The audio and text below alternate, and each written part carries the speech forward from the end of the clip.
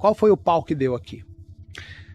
Quando Caligasto, que era o príncipe planetário, um senador de Alcione, cupincha do Anu, pai do Enlil, do Enki, Enlil é o Yahvé, haviam problemas. Por quê? Anu é o 17º descendente após a família de Amélios. Amélios é o Jesus deles, de Lira. É uma encarnação, a primeira encarnação biológica em Vega de Lira, a Vior, de Jesus, ou do Micá. Então, a Anu, ele diz, espera, eu sou descendente direto de Micá, então eu tenho que ser o rei de todos os humanos. E os outros dizem, não, aqui quem assume é quem trabalha, quem desenvolve por merecimento, não porque é filho de alguém. Isso dividiu a raça humana entre os Nibiruanos, Anu, os Shiakar, os Tal Shiar e o outro que eu não lembro o nome. Então, essa divisão fez com que Anu se conectasse comercialmente à casa Dracu-Anu, de Draco, criando a parceria biológica e comercial entre humanos pleiadianos com os draconianos. E no meio dessa cisão política, Caligasto é preso. E nesse rolo, ele assinou o decreto de autorizar a transferência dos capelinos para cá.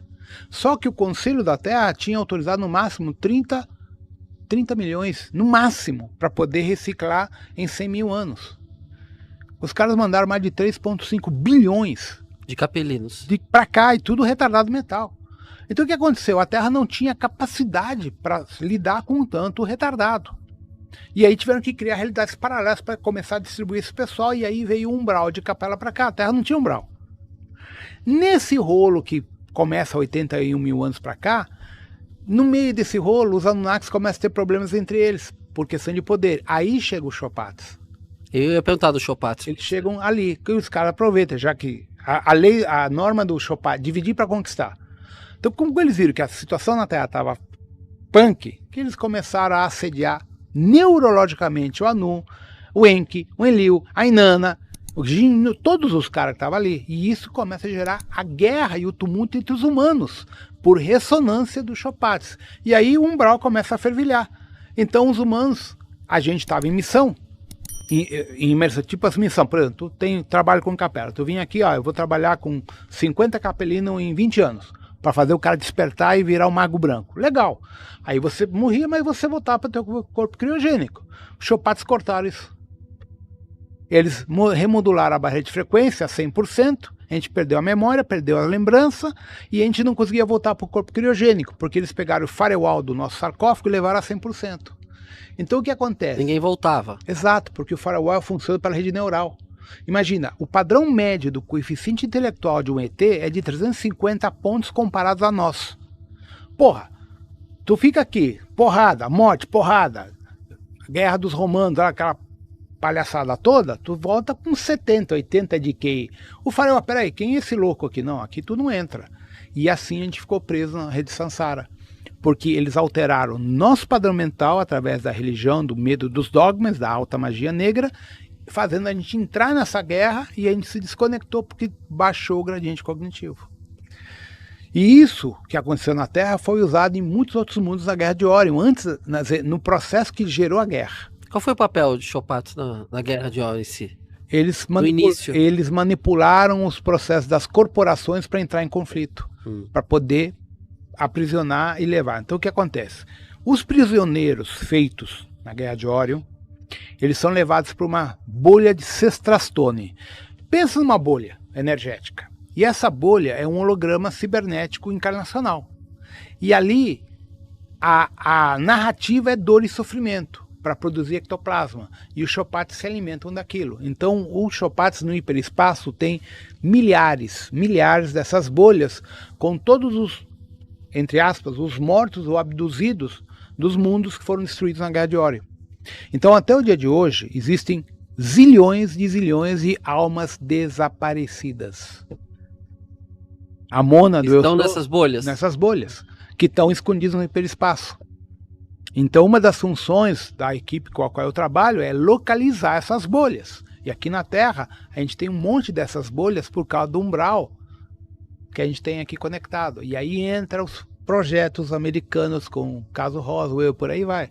Tá tudo interligado, tá? Por isso, quando você vai para a base de Denver, tem os relatos dos caras fazendo experiência com um humano com 4, 5 braços, o centauro, corpo de cavalo, tronco humano, isso é real lá. Eles fazem essas coisas, justamente para encontrar os links de acesso a esses lugares. Minotauro. Tá? Tudo isso não é lenda, isso se baseia em fatos reais. Virou lenda porque viram antigamente isso acontecendo, não havia uma explicação melhor do que criar uma história fantasiosa sobre a origem do ser. Eu lembro de uma foto, eu até comentei isso hoje com alguém. Eu acho que é o Henry Ford, mas não posso afirmar porque eu não lembro, porque eu vi essa foto quando moleque, na revista Planeta. Tá o senhor ali, preto e branco, no museu de Nova York, do lado de um crânio do tamanho de um Fusca. Então, no passado, antes da Primeira Guerra Mundial, inclusive, se mostrava muita coisa sobre arqueologia hoje proibida e ufologia. Após a Segunda Guerra Mundial, tudo isso foi apagado no mundo inteiro. Tá? Então a gente tem um monte de crânios gigantes, corpos gigantes espalhados por aí. Isso foi tudo, é tudo fake, é tudo, como diz, Photoshop. Não, é real. Tá? Apresentei no Mar Mediterrâneo, ano passado, retrasado, foi encontrado um elmo romano por uma cabeça desse tamanho. Uma espada romana de mais ou menos 200 quilos. Uma espada maior do que essa mesa, enorme. O humano não levanta isso. Aí tu vai lá pro Peru, Bolívia, onde tem um sítio arqueológico perto de Taiwanaco, não é ali, mas é perto, naquela região. É perto da fronteira com o Peru, né? Por ali, eu não lembro a coordenada exata. Existem ferramentas, martelos, que pesam uns 250, 300 quilos, são desse tamanho, não é humano. Uma punco, né? Exato. Por ali, por naquela região. A própria Caminho Inca, eu fui ali, gente, tem escada mais alta que essa mesa.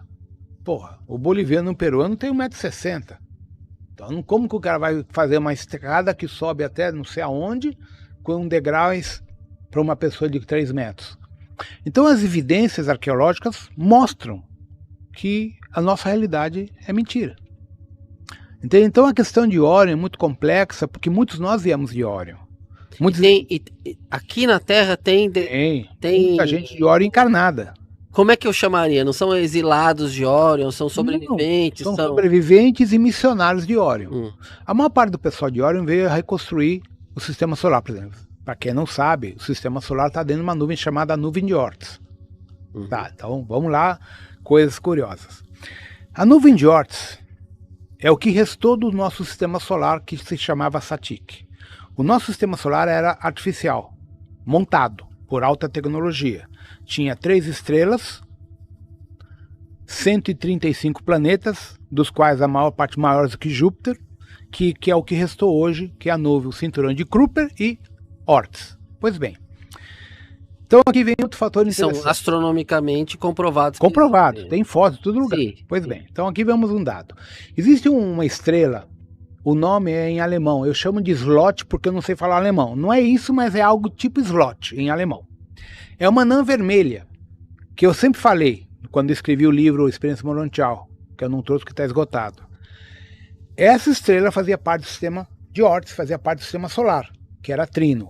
Não, tu tá louco. Bom, a NASA lançou em 2024 um documentário científico provando que eu estava certo, que ela está num desvio do vermelho do sistema solar, ela está se afastando e, segundo a NASA, ela saiu de Oort há 70 mil anos atrás, pela velocidade, pela distância. Que é nada. Não é nada, nada. Ontem. Bom, o segundo Sol nosso é Nibiru. Perdão, Nibiru não, Herculovus, que é uma anã marrom que orbita o sistema solar a cada 6 mil e poucos anos, tá? Que está aí perto hoje em dia causando um monte de anomalia. Então esses 3 estrelas faziam parte de uma estrutura com o sistema Satik. Como nós estamos numa rota comercial do Império Shakar, do Império Nebu, do Império Pleiadiano, Siriano e de Órion, eles destruíram isso aqui para fragilizar todos aqueles que não se curvaram ao Império Reptiliano. Então o sistema solar foi aniquilado. Então aqui vem a sacanagem. Saturno tem algo em torno de 276 luas. Júpiter 81, 85, uma coisa assim. Netuno tem 20 e o Urano acho que tem 14 luas. Todas essas luas são hoje laboratório para a regeneração da vida que foi destruída em Satik. Então, o que eles fazem? Mas o laboratório nessa nossa dimensão... Nessa dimensão. É algo, também. É algo que se a gente pegasse uma nave hoje e fosse lá, seria visível. Sim. Tá. Então, o que eles faziam? Conforme a configuração, eles trazem para a Terra. Por causa da estrutura biológica e climatológica. Então vamos lá, vamos pegar o canguru, um exemplo. Então eu tenho 12 mil anos para fazer o canguru chegar a um nível de consciência e evolução biológica para poder transferir para uma lua de Urano. Então eles usam a Terra como laboratório fisiológico. Daí por que a gente tem tantas espécies exterminadas, dinossauros, um monte de coisa. Por quê? Cada uma dessas espécies é referente a um projeto biológico desse planeta que tem alguém que cuida. Esse alguém é um tronado. É um comando, que pode ser um pleiadiano, um siriano, um aviário, um felídeo, etc. Acho que é legal explicar porque é tronado, é interessante. Tá. Ele autografou o meu livro de tronados que eu trouxe hoje. Tronado é o seguinte, vem de trono. Uhum. Então, o que acontece? O candomblé usa esse nome e algumas umbandas também usam. Então vamos lá. O que é um orixá? Eu tenho 5 orixás. Eu tenho orixá atômico molecular, que é o reino dévico. Eu tenho orixá da natureza, que são as cachoeiras, o vento e tal, que é um deva da natureza. Mas eu tenho orixá Ekuru ou Egum, que é o desencarnado, o caboclo, o preto velho, tá? O cigano, que é um cara que viveu que nem a gente, morreu, ficou no plano espiritual e escolheu, entre aspas, a umbanda para vir ajudar a gente no nosso processo evolutivo, espiritismo, etc, etc. Mas eu tenho o orixá Exu, que é um extraterrestre, que é alguém de uma frota arcturiana, pleiadiana, siriana, que tem uma equipe de extraterrestres que ajuda aqui no desenvolvimento.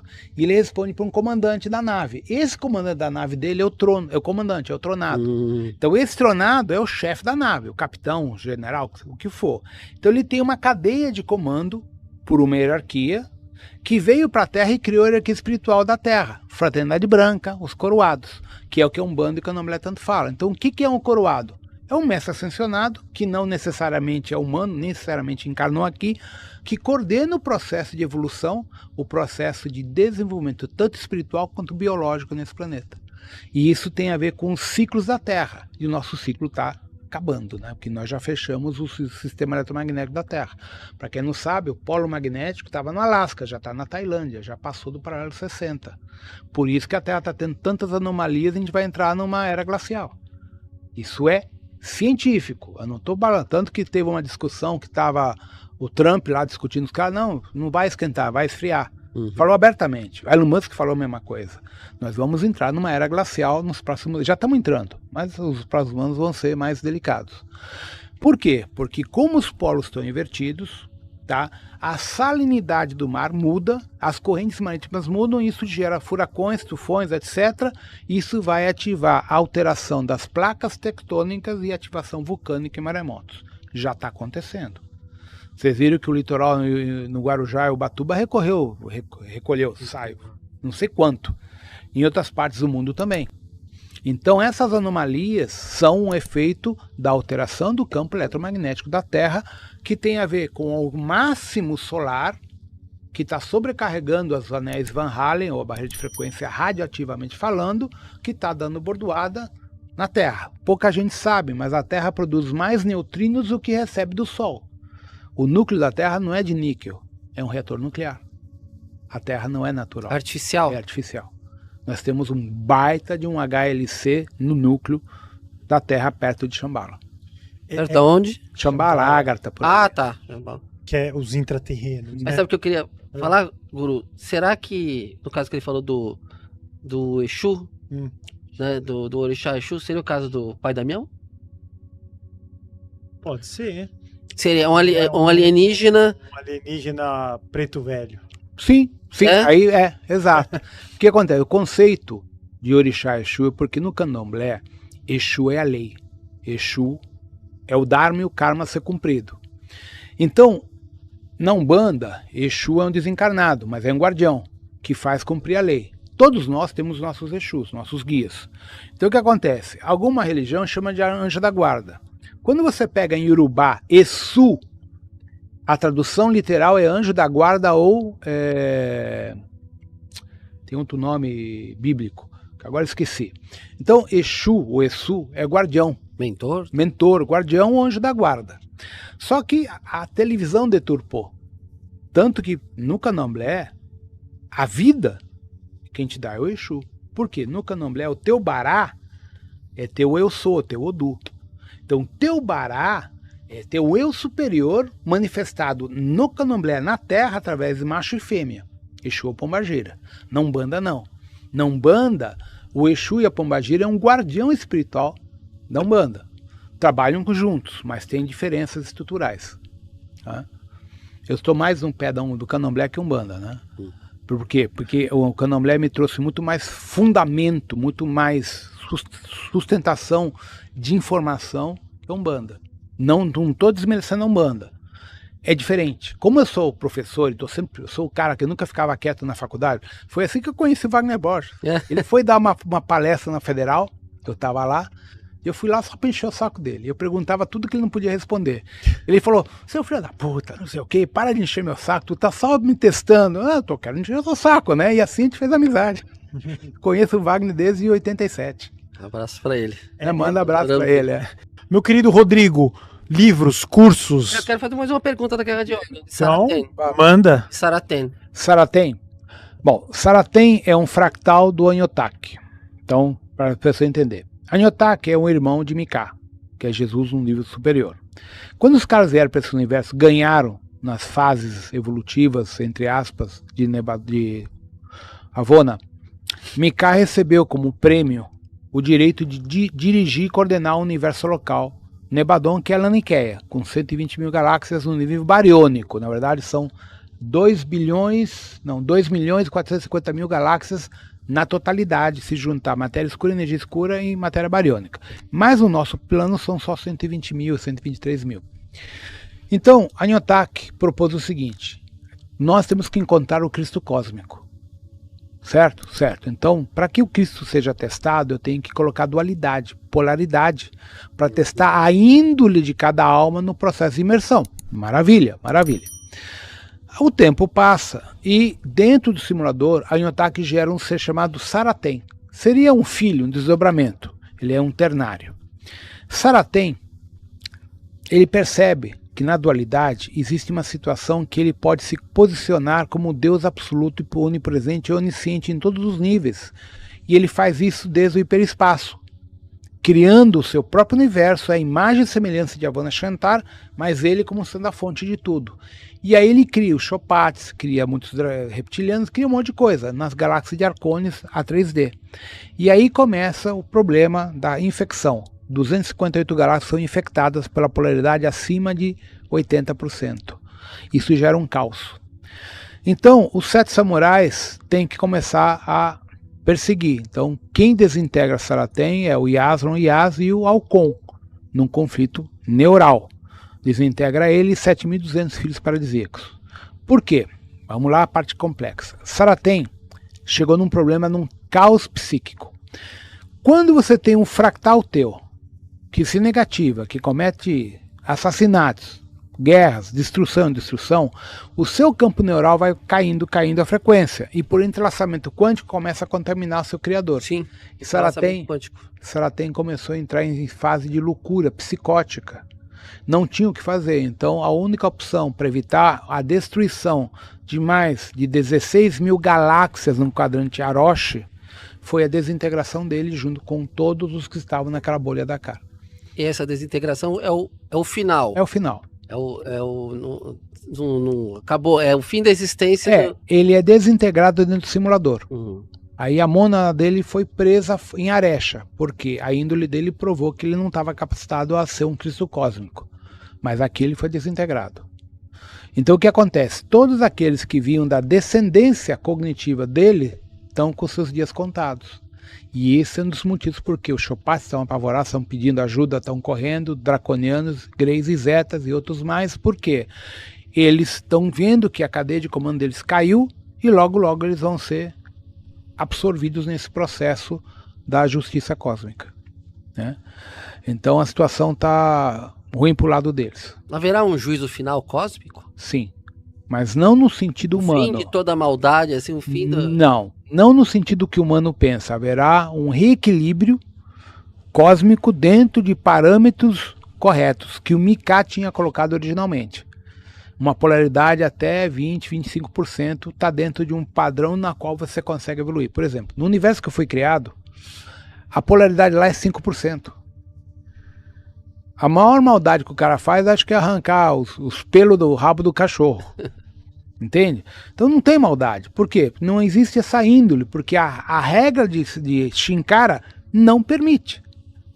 É uma diretriz do próprio universo. 5% é o máximo. Como aqui a gente chegou a 85%, é o que a gente está vendo aí no dia a dia. Isso vai ser exterminado. A nova Terra do futuro é de 6D, não é 5D, 6D. Haverão só 200 a 230 milhões de habitantes. Tá? Para você ter uma noção, Brasília é praia na nova Terra. O mar vai avançar até lá. Tudo. Tá? A Europa é desse Península Ibérica, a Inglaterra vai ficar metade da África, metade da Índia, Estados Unidos vai ficar só uma parte, Alasca, talvez algo do Canadá, tudo que a gente conhece vai desaparecer. Mas é uma nova Terra, é um novo layout em 6D. Alguns de nós aqui que quisermos ir para lá e tivermos gradiente, vamos ser selecionados para poder viver nessa nova Terra e concluir o projeto de Mu, que é a raça élfica, não é nosso genoma. Nosso genoma já está condenado, o nosso já era. Mas qual é o genoma que foi contaminado? Os elfos, que é a raça adâmica original, a raça elfa, os brancos altos albinos com a orelha pontuda, que é muito parecido ao filme Avatar. Tá? Então esse projeto vai ser restaurado, Maldek vai ser restaurado, Sati vai ser restaurado. Então está se criando uma nova realidade paralela onde o plano original vai ser cumprido.